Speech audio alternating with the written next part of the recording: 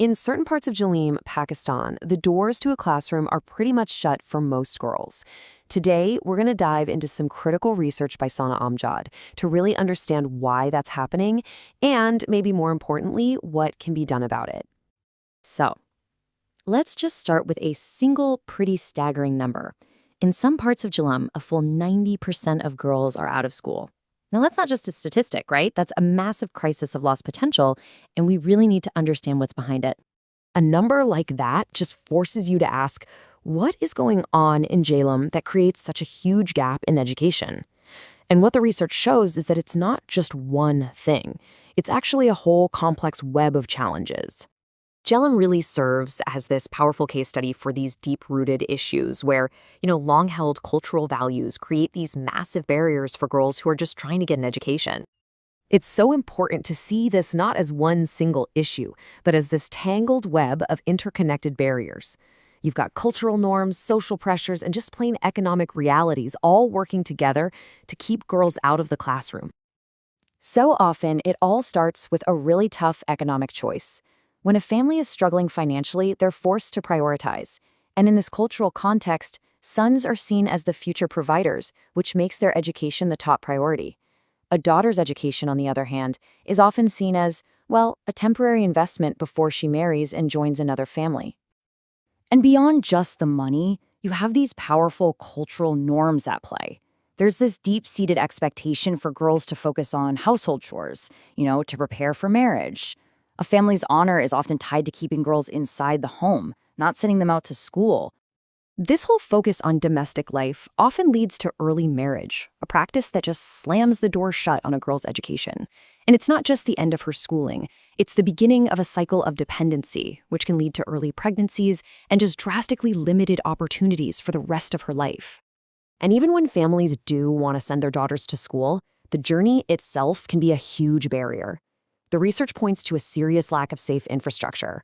We're talking poorly equipped schools without basic things like secure restrooms, plus dangerous routes to get there.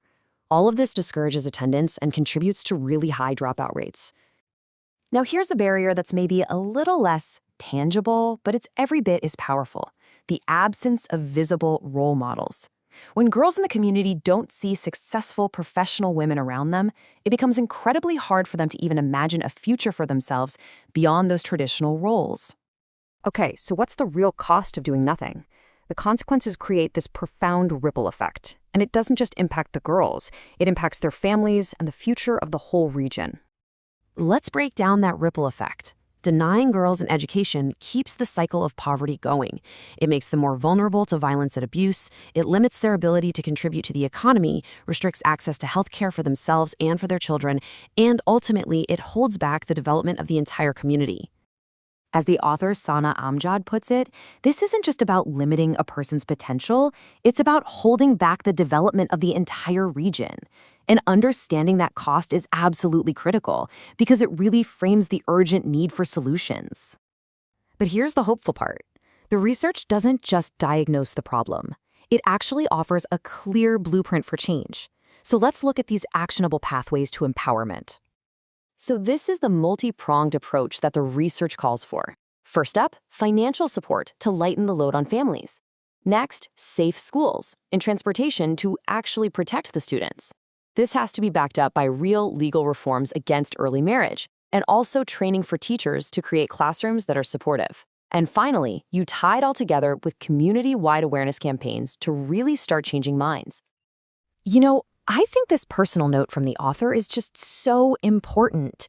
It reminds us that behind all this data and analysis, there are real people, like her student Kainat, whose passion for justice is what fuels this kind of vital work. It just beautifully connects the academic research back to the human element.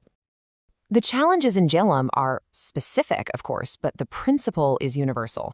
It kind of leaves us with a question to think about in our own communities, right?